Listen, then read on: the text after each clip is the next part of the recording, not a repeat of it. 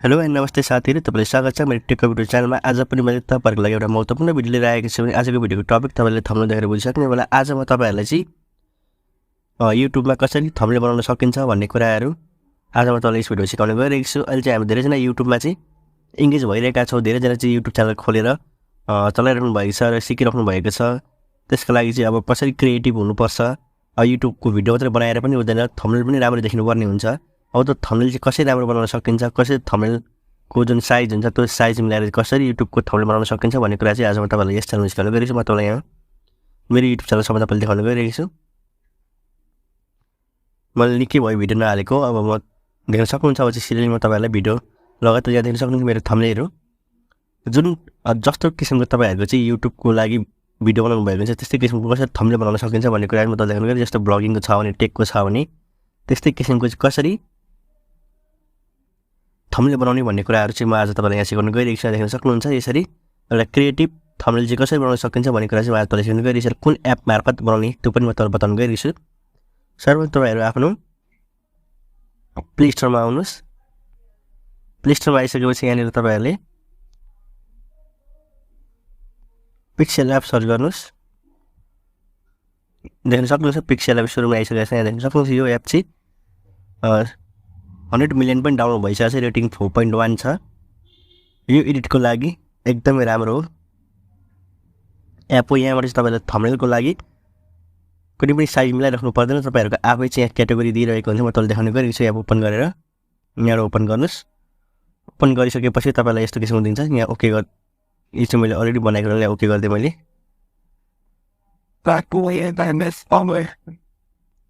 यसरी यसलाई डिलिट गरेर देखाउन गइरहेको छु। अब चाहिँ देख्न सक्नुहुन्छ यस्तो किसिमको इन्टरफेस देखापर्छ तपाईको चाहिँ यो एप खोल्ने बित्तिकै। अब तपाईले नयाँ एप ओपन गर्दाखेरि एलओको परमिसन माग्न सक्छ फाइलको, त एलो गरिदिनुस्। एलो गरिसकेपछि यस्तो किसिमको इन्टरफेस देखापर्छ। अब तपाईहरुले यहाँ देख्न सक्नुहुन्छ राइट साइडमा 3 डटमा देख्न सक्नुहुन्छ। यहाँ क्लिक गर्नुस्।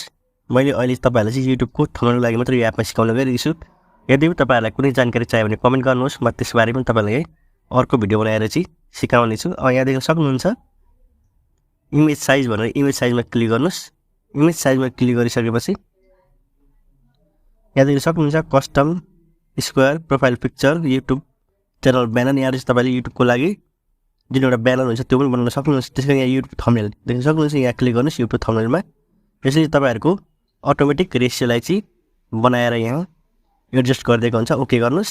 ओके गरिसकेपछि तपाईहरुको चाहिँ युट्युब थम्बनेलको चाहिँ साइज उनीहरुले आफै बनाएर चाहिँ तपाईलाई यहाँ दिन्छ। त्यसैगरी अब यहाँ देख्न सक्नुहुन्छ यहाँ तल हाम्रो 5 वटा अप्सन दिइरहेको छ। एउटा यो यहाँ तल देख्न सक्नुहुन्छ यहाँ निलो अहिले लाइट कलर बोलिरहेको छ नि। अनि त्यसपछि ए, अनि यहाँ यसरी जस्तो ए छ एउटा यहाँ टेक्स्टहरु लेख्ने ठाउँ यहाँ एउटा देख्न सक्नुहुन्छ। त्यसैगरी यहाँ 3 नम्बरमा यहाँबाट तपाईँ स्टिकर ड्र सेपहरु हाल्नु पर्यो भने यहाँ क्लिक गर्नुपर्ने छ तपाईको। त्यसैगरी यहाँ देख्न सक्नुहुन्छ चौथोमा चाहिँ तपाईको ब्याकग्राउन्ड। यहाँ तपाईहरुको ब्याकग्राउन्डको कलर कस्तो राख्ने। अब यहाँ कलरमा जानुभयो भने तपाईहरुले चाहिँ यहाँ यसरी कलर चुज गर्नु। यहाँ जस्तो सिंगल कलर यहाँ माथि देख्नुहुन्छ कालो रातो कसरी कुन कलर राख्ने भन्ने कुरा यहाँ हो। अब यहाँ ग्रेडियन्टमा चाहिँ तपाईहरुको दुईटा कलर मिक्स गरेर चाहिँ कस्तो कलर राख्न सकिन्छ भन्ने कुरा चाहिँ यहाँ देख्न सक्नुहुन्छ तपाईहरुले। अनि यहाँ कस्तो कलर राख्ने यो भयो। अब तपाईले यसकै ठाउँमा चाहिँ अब तपाईहरुले म आफ्नै फोटो राख्छु वा मेरो ग्यालेरीबाट कहीँबाट वा डाउनलोड गरेर चाहिँ त्यो फोटो राख्छु भन्नु पनि सक्नुहुन्छ तपाईले। यहाँ त्यसको लागि तपाईले यहाँ फ्रम ग्यालेरी चुज गर्नुस्। फ्रम ग्यालेरी चुज गरेपछि यहाँ देख्न सक्नुहुन्छ। अब मेरो टेक्निकल च्यानल भएको कारण म चाहिँ यहाँ अलि डाउनलोड गरेर राखिरहेको छु। जस्तो कि मैले यो र चुज गरेँ यसरी क्लिक गर्नुस्। यसरी साइज आफै मिलेर आउँछ। तपाईले आफ्नै फोटो पनि राख्न सक्नुहुन्छ ग्यालेरीबाट ब्याकग्राउन्डको लागि। त्यसपछि अब तपाईले के लेख्नु पर्यो भने देख्न सक्नुहुन्छ यहाँ प्लसको आइकन पनि छ। यहाँ पनि लेख्न सक्नुहुन्छ तपाईहरुले।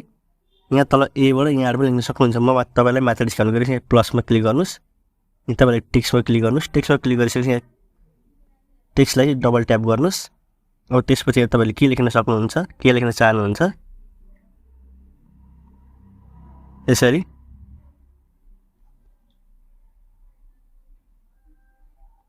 तपाईले टाइप गर्नुस्। टाइप गरिसकेपछि तपाईले अब यसलाई एडिट गर्दाखेरि अब यहाँ ठ्याक्कै एमा आएर तपाईले टेक्स्ट एडिट गर्न सक्नुहुन्छ। यसको पोजिसन यहाँ देख्न सक्नुहुन्छ। यसरी ठ्याक्क कहीँ लानु पर्ने छ भने तपाईहरुले चाहिँ तल माथि गर्दै यसरी दायाँ बायाँ यसरी यहाँबाट लान सक्नुहुन्छ।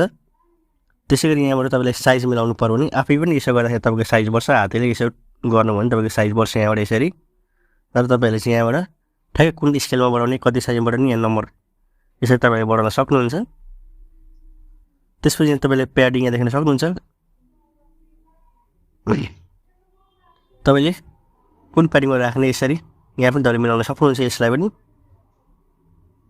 त्यसरी यहाँ चाहिँ देख्न सक्नुहुन्छ कलर पनि तपाईँहरूले यहाँ चुज गर्न सक्नुहुन्छ टेक्स्टको कलर कस्तो राख्ने भन्ने कुराहरू तपाईँले यहाँबाट सिक्न सक्नुहुन्छ अब कुन कलर चाहिँ सुहाइरहेको छ त्यसरी यहाँनिर तपाईँहरूले राख्न सक्नुहुन्छ मैले तपाईँलाई विलो राखेर देखाउन गइरहेको छु विलो पनि राख्न सक्नुहुन्छ यदि तपाईँहरूलाई चाहिँ कलर मिक्सिङ गरेर वा कुनै टेक्स्चरलाई चाहिँ कुनै फोटोलाई चाहिँ तपाईँले यहाँ राख्न चाहनुहुन्छ भने त्यो राख्न सक्नुहुन्छ यहाँ देख्न सक्नुहुन्छ त्योभन्दा पहिले म तपाईँलाई चाहिँ यहाँ यसको लागि चाहिँ फन्ट चाहिँ चुज गरेर देखाउनु गइरहेको छु यहाँ देख्नु फन्टमा क्लिक गर्नुहोस् फन्टमा क्लिक गरिसकेपछि यहाँ चाहिँ तपाईँहरूले यहाँ एपबाटै फन्टहरू पनि आइरहेको हुन्छ यदि तपाईँहरू चाहिँ अब क्रोमबाट चाहिँ आफ्नै फन्ट डाउनलोड गरेर पनि तपाईँले यहाँ एडिट गर्न सक्नुहुन्छ यहाँबाट फन्टमा चाहिँ यहाँ देख्न सक्नुहुन्छ यो एमारेन्ट बोल्ड भनेर यहाँ देख्न सक्नुहुन्छ चौथो नम्बरमा मैले तत्काललाई चाहिँ तपाईँहरू जुन किसिमको फन्ट राख्न चाहनुहुन्छ त्यही फन्ट राख्नुहोस् मैले तपाईँलाई यो राखेर देखाउन गइरहेको छु यसरी क्लिक गरिदिनुहोस् क्लिक गरिसकेपछि यहाँ फन्ट आइसकेको छ अब त्यसपछि म तपाईँलाई यहाँ धेरै कुरा सिक्नेछ म एउटा भिडियोमा चाहिँ सिकाएर सक्दिनँ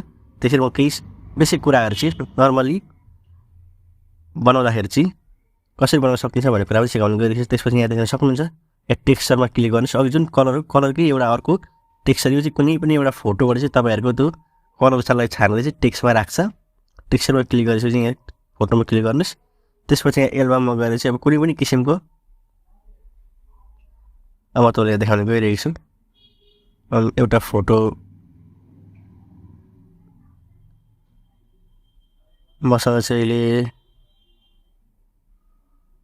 फोटो म तपाईँलाई यहाँबाट देखाउन गइरहेको छु जस्तै अब ह्याप्पी होली एउटा फोटो छ अब यसलाई चाहिँ क्रोप गरेर यसरी राख्नु पर्यो भने अब देख्न सक्नुहुन्छ यसरी जुन अघि फोटोको टेक्स्चर कलर थियो त्यस्तै किसिमको चाहिँ कलर भएर यहाँ आइसकेको छ यो चाहिँ एउटा राम्रो फिचर हो त्यसरी यहाँ क्यापेसिटीहरू पनि बढाउन सक्नुहुन्छ यसरी मधुरो हुँदै जान्छ त्यो टेक्स्टको यसरी यहाँ देख्न सक्नुहुन्छ त्यसै गरी यो मास्किङहरू चाहिँ म तपाईँलाई पछि कुनै भिडियो सिकाउन जान्छु अहिले चाहिँ यसलाई यति मात्रै त्यसै गरी यहाँ म तपाईँलाई अर्को यहाँले तपाईँले टेक्स्टको अब स्याडोहरू राख्नु पऱ्यो भने यसरी स्याडो पनि इनेबल गर्न सक्नुहुन्छ कुन किसिमको स्याडो राख्ने प्रायः ब्ल्याकै स्याडो राख्छौँ हामी ब्ल्याक स्याडोलाई क्लिक गरेर अलि मेरो यो ब्याकग्राउन्ड चाहिँ अलिक अँध्यारो भएकाले यहाँ स्याडो देखेको छैन त्यसरी यहाँले बढाउनु पनि सक्नुहुन्छ यसरी यहाँबाट तपाईँले क्यापेसिटी बढाउन सक्नुहुन्छ स्याडोको त्यसै गरी यहाँ इनर स्याडो पनि छ टेक्स्टभित्रै स्याडो देखिने त्यसै गरी यहाँनिर अब यहाँ 3D रोटेट गर्न पनि सक्नुहुन्छ यहाँबाट तपाईँले कसरी कतातिर रोटेट गर्ने यसरी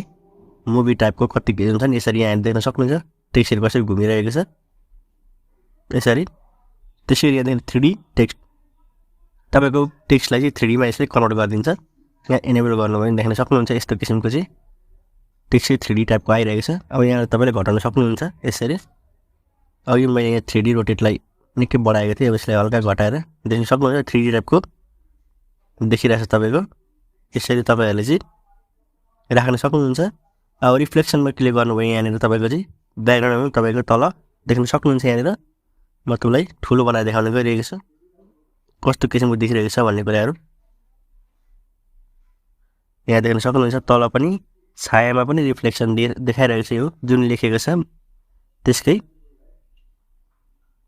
यसरी तपाईँहरूले चाहिँ अब यो थप्नको लागि भयो यो चाहिँ माथि टपिक भयो जुन अब एउटा टपिकमा भिडियो बनाएको हुन्छ त्यो भयो यहाँनिर यो चाहिँ मैले अलिक यसरी सिकाइरहेको छु यहाँनिर यसलाई चाहिँ अब साइज घटाएर सानो पारिदिएँ अब यो चाहिँ टपिक छ होइन अब यहाँनिर तपाईँहरूले चाहिँ अब यति मात्रै लेखेर भयो नि टपिक अब तपाईँले कुन भिडियो छ त्यो भिडियो चाहिँ कुन एसहरू कुन टपिकमा चाहिँ भिडियो बनाउनु भएको छ अब कुनै घुम्न जानुभएको छ भने अब त्यो घुम्न गएको फुटेर राख्नुपर्ने हुन्छ तपाईँले कस्तो ठाउँ छ फ्रम ग्यालेरी चुज गर्ने प्लसमा क्लिक गरेर अब तपाईँहरूले चाहिँ यहाँनिर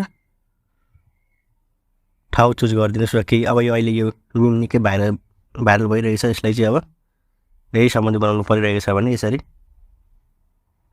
गरिदिने यसलाई सानो पारेर यसरी यहाँ राख्न सक्नुहुन्छ यसरी राख्न सक्नुहुन्छ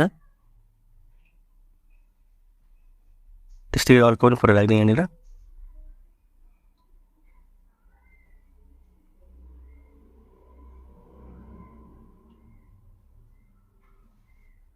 यसरी यसरी चाहिँ जुनसुकै फोटो पनि राख्न सक्नुहुन्छ तपाईँले यसरी यहाँनिर फोटो राख्न सक्नुभयो अब फोटो राखिसकेपछि अब कुनै किसिमको सेपहरू राख्नु मन छ भने तपाईँले सेपहरू राख्न चाहनुहुन्छ भने यहीँ क्लिक गरेर यहाँ सेप राख्न सक्नुभयो यसरी अब यहाँ देख्न सक्नु यहाँ क्लिक गर्नुभयो भने तपाईँले यहाँ सेपको आकार पनि तपाईँले चुज पार्न सक्नुहुन्छ जस्तै हट राख्न चाहनुहुन्छ भने यसरी हट राख्न सक्नुभयो यहाँनिर अब यो हटलाई पनि कलर गर्न चाहनुहुन्छ भने यहाँबाट यसरी रेड कलर पनि गर्न सक्नुभयो यसरी तपाईँहरूले अब तपाईँले एक्स्ट्रा केही लेख्न चाहनुहुन्छ भने फेरि यहाँनिर गएर प्लसमै गएर टेक्स्टमा क्लिक गर्नुहोस् अब फेरि टेक्स्टमा डबल ट्याप गर्नुहोस् यहाँबाट तपाईँले जे पनि लेख्न सक्नुभयो यहाँनिर यसरी तपाईँले चाहिँ तपाईँले कहाँ लान चाहनुहुन्छ यसलाई यसरी क्लिक गरेर यसरी साइज बढाइदिनुहोस् साइज बढाएर चाहिँ यसरी सार्नुहोस् कहिले काहीँ बढेन भने सरेन भने चाहिँ यसरी तपाईँले चुज गरेर यसरी तपाईँले सजिलै चाहिँ थम्बनेल बनाउन सक्नुहुन्छ यो चाहिँ मैले नर्मली थम्बनेल बनाएर सिकाएको मात्रै यो चाहिँ डिजाइन गरिरहेको छैन मैले अहिले नर्मल्ली कसरी बनाउन सकिन्छ वा कुन एपबाट बनाउन सकिन्छ भन्ने कुरामा तपाईँलाई जानकारी गराएको अहिले चाहिँ यति मात्रै अरू पनि कुनै जानकारी चाहिए वा केही कुराको थम्बनेलहरू ब्यानरहरू बनाउनु पऱ्यो भने मलाई कन्ट्याक्ट गर्न सक्नुहुन्छ हस् धन्यवाद नमस्ते।